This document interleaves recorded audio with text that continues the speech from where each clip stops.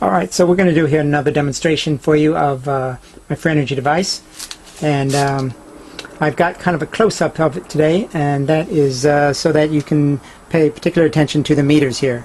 I have them up front with a tight shot on them so that you can read them throughout the duration of the demonstration and see that I am in fact achieving over unity.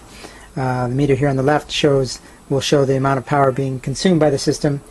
The meter in the middle will show the amount of power being produced, and this meter on the right here shows the amount of power in the amount of voltage in the battery. So just to walk you through the system here quickly, this rotor on the right is mounted on my drive motor, which is plugged into household current. The rotor here on the left is a magnetic rotor mounted to my alternator. They're not touching each other, they're just magnetic influence here is what causes them to work in unison. The reason I'm using magnetic rotors instead of gears or belts is that with gears and belts I would get just merely a transfer of motion, but with magnetic rotors I'm actually able to achieve energy production, and part of the load that would otherwise be on the motor itself is relieved, and so I am able to produce more power than I'm consuming because of these magnetic rotors, which are doing some of the work. So ideally I would have a number of rotors lined up here with an alternator on each, all in line and all working in unison, so that I produced much more power than I'm going to do in this demonstration. I just wanted to build a small system here just to demonstrate principle and to show you how it worked. I'm going to be doing a lot more videos from a lot more different angles and doing a tutorial video so that you can see exactly how to build your own system. But that's in future videos to come. The alternator is connected to my battery here, 12-volt battery, which is wired up to my inverter. The inverter, of course, converts the power from DC to AC, 120-volt AC. It's producing modified sine wave instead of pure sine wave, just because the inverter was cheaper and easier to get. The only problem with producing modified sine wave, I think it's creating a little bit of a glitch in these meters.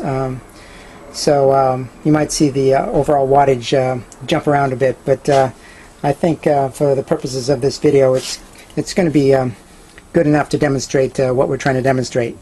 So in the lower left-hand corner is the voltage, and in the lower right-hand corner is the overall amperage. And I've verified these with my meters, and those digits are correct. So and the top line is the overall wattage. So the meter here on the left is the amount of power being consumed, amount of power being produced is in the middle meter, and the amount of power on the right is in the battery is demonstrated here. So if I turn the inverter on, which I have 200-watt light bulbs plugged into, you can see that the alarm goes off on my inverter, and that is because I don't have enough voltage in my battery. I basically have a dead battery here, so there's not enough power in it to operate the inverter. I need more than 10.5 volts. So I'm going to shut that off and turn the system on just to build up a little bit of excess power in the battery, enough to operate the inverter. So you can see once the once the alternator gets up to speed, the voltage will start to increase in the battery, and once it runs here for a few seconds, I'll have enough power in the battery to operate the inverter. So you can see here the power in the battery will start to climb quickly. Tells me there's residual power enough to operate the inverter. I turn the inverter on. Got my 200-watt light bulbs plugged into it. So you can see the amount of power here being consumed by the system is 117 volts at 1.15 amps, and amount of power being produced is 118 volts at 1.59 amps. So we have over unity, and then we'll let it run here for a bit so that you can see that the power in the battery, it's going to just ever so slowly just increase in voltage and demonstrate that I'm not just simply bleeding power off the dead battery, which I couldn't anyway because it was basically dead when I started. So just going to let it run here for a few minutes, and you can watch in this meter the voltage of the battery as it gradually increases.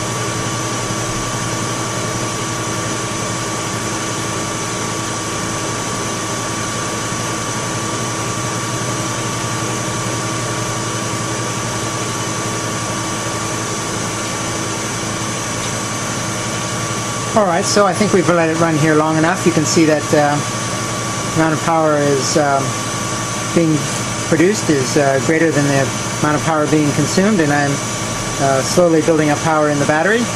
I'm just going to shut it off here, and you're going to see how the power in the battery is quickly consumed, since there wasn't really much residual in it, to the point where the alarm will go off here on my inverter as soon as we get under 10.5 volts, and there it goes. So shut that off, and so thank you for watching.